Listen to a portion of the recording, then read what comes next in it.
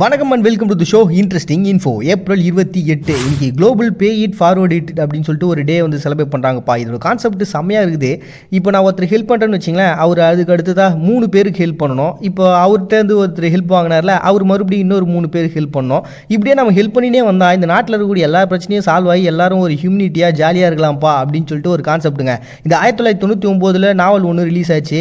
இந்த பே it forward it தான் அதனுடைய நேமோ. அதை பேஸாக வச்சு தான் பார்த்தீங்கன்னா இந்த நாளை உருவாகிறாங்க. ஃபஸ்ட் டைம் ஆஸ்திரேலியா 2007 செலிப்ரேட் பண்ணாங்க. அதை தொடர்ந்து பார்த்தீங்கன்னா 85 நாடுகள் இதை செலிப்ரேட் பண்ணியிருக்காங்க. இப்படி வேர்ல்டு வைடில் பயங்கர ஃபேமஸ் ஆக ஆரம்பிச்சிச்சு. பட் ஆனால் இதை பார்க்கும்போது எனக்கு நம்ம ஊரில் எம்எல்எம் சொல்லிட்டு ஒரு கம்பெனி வச்சு ஏமாத்துனாங்க, ஞாபகம் இருக்குதுங்களா? அந்த பேசிக்கான கான்செப்ட். ஆனால் இவங்க வந்து பார்த்தீங்கன்னா அந்த கான்செப்ட் யூஸ் பண்ணி நிறைய மக்களை வந்து காப்பாற்றுறதுக்காகவும் அவங்களுடைய நலனை வந்து மேம்படுத்துறதுக்காக உருவாக்கப்பட்ட ஒரு தினமாக தான் பார்த்தீங்கன்னா global pay it forward it அப்படின்னு சொல்லிட்டு ஒரு டே வந்து செலிப்ரேட் பண்ணுறாங்க ஏப்ரல் 28. நெக்ஸ்ட் இன்னைக்கு துர்க்மெனிஸ்தானில் ஆர்ஸ் டே அப்படின்னு சொல்லிட்டு குதிரைகளை கொண்டாடுறதுக்காக ஒரு டே வச்சிருக்காங்கப்பா. ஏன் இந்த அளவுக்கு ஒரு இம்பார்ட்டன்ஸ் கொடுக்குறாங்கன்னு பார்த்தீங்கன்னா, இவங்க ஊரில் வந்து அகல் டெகே அப்படின்னு சொல்லிட்டு ஒரு குதிரை இருக்குது. இந்த குதிரையை பற்றியான நிறைய வரலாற்று சம்பவங்களாக இருக்குது. அதுவும் 2009 அல்மலாக் அப்படின்னு சொல்லிட்டு ஒரு கவிஞர் என்ன பண்ணிட்டாரு, இந்த குதிரையை கூட்டின்னு தனியாக மலை ஏறி போயிட்டாரு. அது சும்மா 10 கிலோமீட்டர் 20 கிலோமீட்டர் கிடையாது, 6500 கிலோமீட்டர். இது முழுசாக வந்து கம்ப்ளீட் பண்ணியிருக்குதான் இந்த குதிரை வகை. அதே மாதிரி 1935 இன்னொரு சம்பவம் நடந்துக்குது.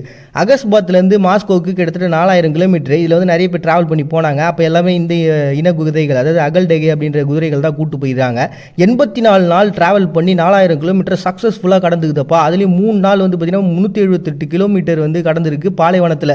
ஒரு தண்ணி இல்லாத ஒரு பிளேஸில் இவ்வளவு சகிப்புத்தன்மையோடு இருக்கக்கூடிய இந்த குதிரையோட எனர்ஜி என்னான்னு சொல்கிறது அப்படின்னு ஒன்று எல்லாரும் பயங்கரமாக செலவு பண்ணுறதுக்கு ஒரு டே உருவாக்கலாம்ப்பான்னு சொல்லிட்டு உருவாகிறாங்க.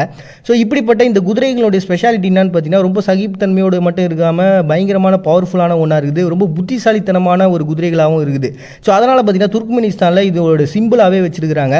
அப்படி இந்த நாட்டினுடைய அடையாளமாக மாறி போன இந்த அகல் டெகே அப்படின்ற குதிரை இனங்களை வந்து செலிப்ரேட் பண்ணுறதுக்காக உருவாக்கப்பட்ட ஒரு தினம் தான் பார்த்தீங்கன்னா ஏப்ரல் மாதத்தினுடைய லாஸ்ட்டு ஞாயிற்றுக்கிழமை செலிப்ரேட் பண்ணுறாங்க இந்த வருஷம் ஏப்ரல் 28. நெக்ஸ்ட் பொயட்ரி டே அப்படின்னு சொல்லிட்டு இந்தோனேஷியாவில் ஒரு டேங்க. இது வந்து சாரில் அன்வர் அப்படின்னு சொல்லிட்டு ஒரு ஃபேமஸான கவிஞர். இவர் வந்து ஜப்பானுடைய ஆக்கிரமிப்பு, டச்சுக்காரங்களுடைய ஆக்கிரமிப்புலாம் நடந்த சமயத்தில் பார்த்தீங்கன்னா இவர் எழுதின கவிதைகள் பயங்கர ஃபேமஸாக இருந்தது. இவருடைய வாழ்க்கையினுடைய பின்பலமும் பார்த்தீங்கன்னா ரொம்ப சோகமான சில கதைகளாக இருக்குது.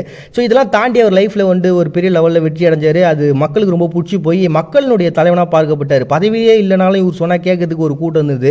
ஸோ அப்படிப்பட்ட ஒரு பர்சனை நினைவு கூறுறதுக்காக அவருடைய அந்த இறந்த நாளை தான் பார்த்தீங்கன்னா இன்றைக்கி அனுசரிக்கிறாங்க பொயட்ரி டே அப்படின்னு சொல்லிட்டு Indonesia April 28. Next day for safety and health at work அப்படின்னு சொல்லிட்டு ஒரு டேங்க. இது வந்து போலாந்து செலிப்ரேட் பண்ணுறாங்க. போலாந்து மட்டும் இல்லை, இன்றைக்கி வந்து வேர்ல்டு லெவல்லையும் இந்த செலிப்ரேஷன்றது போயினுக்குது. என்னன்னா 2003 தான் இது வந்து பெரிய லெவலில் செலிப்ரேஷன்றது போச்சு. ஃபஸ்ட் டைமாக பார்த்தீங்கன்னா 1984 கனேடிய ஒர்க்கர்ஸ் அங்கே என்ன பண்ணாங்கன்னா, இந்த மாதிரி இதில் ஒர்க்கு சமயத்தில் இறந்து போகிறாங்கல்ல, அவங்களுக்காக நம்ம ஒரு நினைவு தினத்தை உருவாக்கணும்னு சொல்லிட்டு உருவாக்கிட்டாங்க. அதை தொடர்ந்து பார்த்தீங்கன்னா வந்தவங்க என்ன பண்ணாங்கன்னா, இது வெறும் நினைவு தினமாக இருக்கக்கூடாது, நம்ம வந்து பாஸ்ட்டை மட்டுமே பேச முடியாது, ஃபியூச்சரை பற்றி பேசி ஆகணும் ஒர்க் அப்படின்னா. அப்படின்னா என்ன பண்ணலாம்னா, இது சேஃப்டி தினமாகவும் மாற்றிடலாம். இப்போ ஒர்க் பண்ணுற இடத்துல பார்த்தீங்கன்னா யாரும் கண்ணை மூடின்னு எங்கேயாவது போய் ஏறின்னு கீழே விழுந்துலாம் இருக்கக்கூடாது.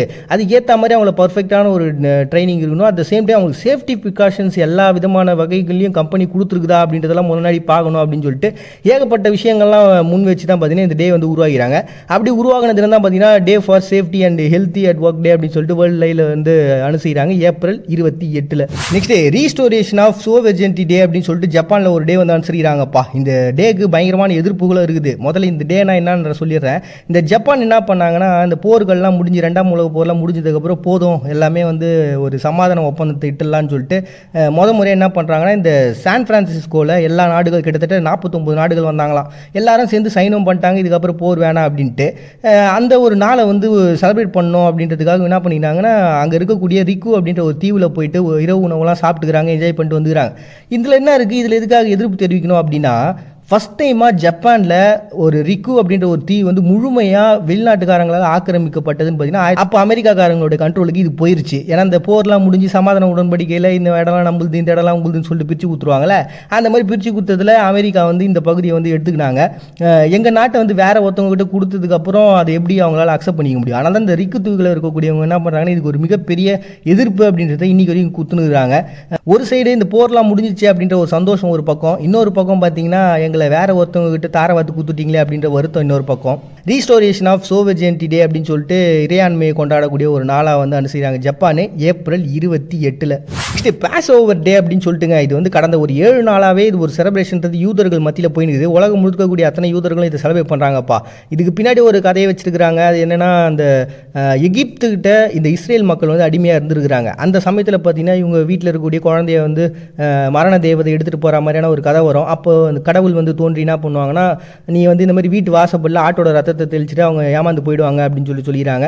ஸோ அந்த கதையை பேஸாக வச்சோம். அட் த சேம் டைம் அந்த எகிப்தில் இருந்து இவங்க தப்பிச்சு வந்த அந்த விஷயங்கள் எல்லாத்தையும் ஒன்றா சேர்த்து இந்த பௌர்ணமி அப்படின்ற ஒரு டேட்டை வந்து சூஸ் பண்ணிடுறாங்க.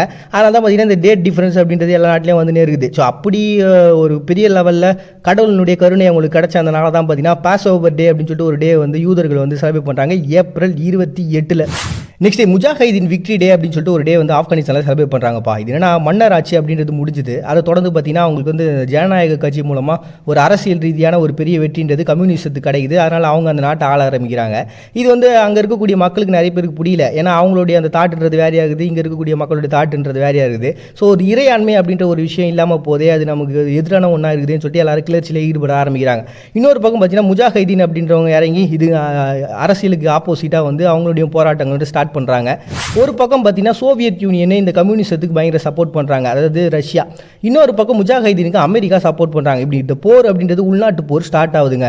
இப்படி உள்நாட்டு போர் ஸ்டார்ட் ஆன இந்த சமயத்தில் தான் பார்த்தீங்கன்னா அல்கொய்தா அப்படின்ற ஒரு தீவிரவாத இயக்கமே உருவாகுது. இந்த போரில் கிட்டத்தட்ட 1 மில்லியன் மக்கள் இறந்து போகிறாங்க. அண்ட் அதுக்கப்புறம் பார்த்தீங்கன்னா அந்த கம்யூனிசம்ன்றது போய் முஜாஹிதீன் அவங்களுடைய ஆட்சி அப்படின்றது வந்துருச்சு.